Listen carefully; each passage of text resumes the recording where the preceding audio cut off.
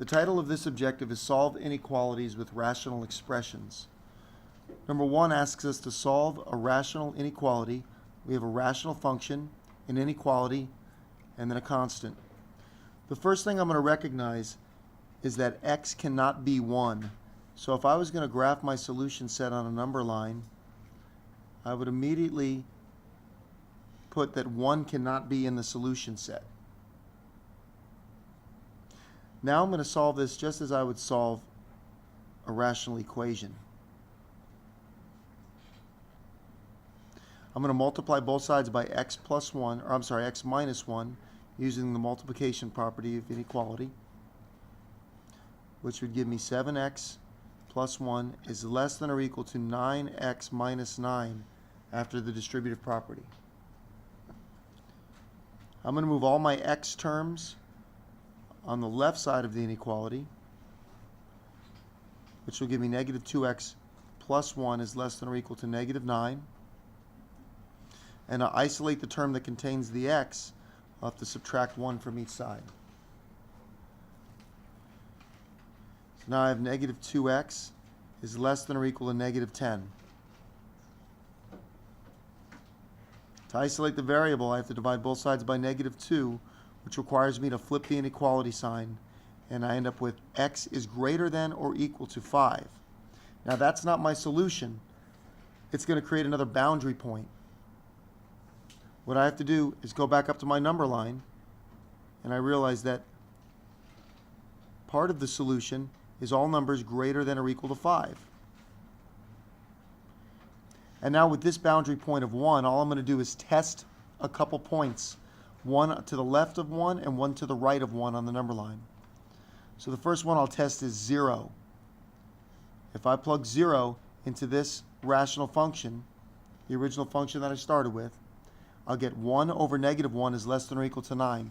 Since that's true, since negative 1 is less than or equal to 9, I'll shade in this region. And if I try any value between 1 and 5, like for example 2, you'll see it does not work. If I plug 2 into this rational function, I'll get 15 over 1 is less than or equal to 9, which we know is false. So one way we can represent our answers with a number line. Another way is by using something called interval notation. If I write this in interval notation, my solution set is from negative infinity all the way to 1, and it doesn't include 1 or negative infinity, so I use parentheses, in union with bracket 5 to infinity. I use the bracket because 5 is included in the solution set. So here's my solution set graphed on a number line, and here's my solution set in interval notation. One other way I can do it is by just writing it as an inequality. X is everything here that's less than 1, or x can be anything greater than or equal to 5. Anytime we have a graph solution on a number line that the solutions go in two different directions, it should be an or statement. So the solution to this inequality can be written in 3 different ways. And here's my 3 ways. Let's try another one.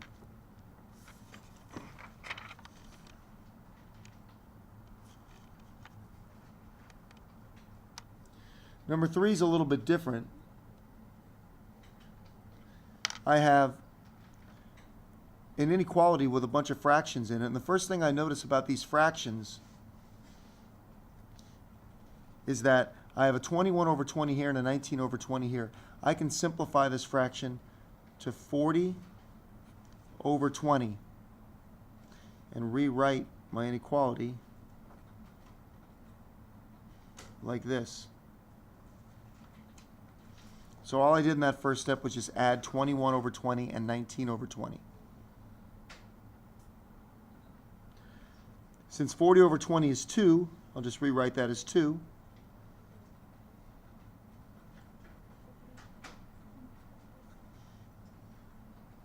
And now I have an inequality with a couple of fractions in them, and I can easily get rid of those fractions by multiplying the entire inequality by 5.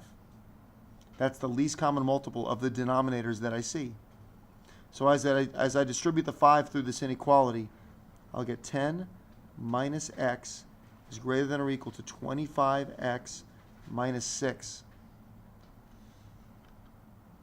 Now I just work once again to isolate that variable. So I'll move all of the x's to the left-hand side of the inequality. I do that by subtracting 25x from each side. Now I'm left with 10 minus 26x is greater than or equal to negative 6. If I subtract 10 from each side, I get negative 26x is greater than or equal to negative 16. I'll now divide both sides by negative 26.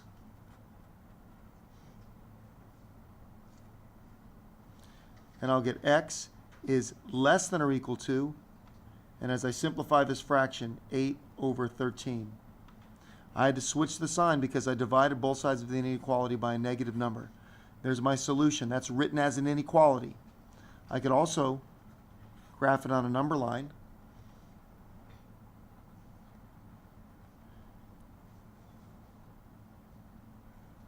All the values less than or equal to 8 over 13.